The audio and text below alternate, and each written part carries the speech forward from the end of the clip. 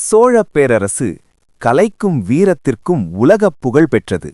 ஆனால் இந்த பிரம்மாண்டமான வரலாற்றின் பின்னால் ஒரு மாபெரும் பெண் சக்தி இருந்தது, உங்களுக்கு தெரியுமா?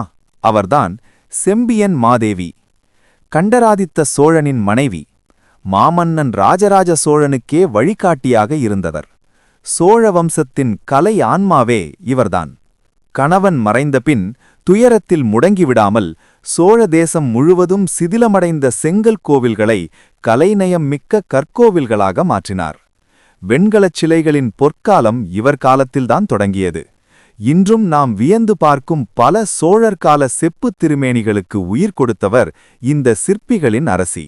சுமார் 90 ஆண்டுகள் வாழ்ந்து 6 சோழ மன்னர்களின் ஆட்சியை பார்த்தவர்.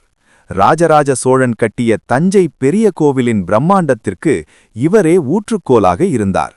இந்த அற்புதமான சோழ பேரரசியின் தியாகம் மற்றும் ஆட்சி பற்றிய உங்கள் கருத்துக்களை இங்கே கமெண்டில் தெரிவியுங்கள்.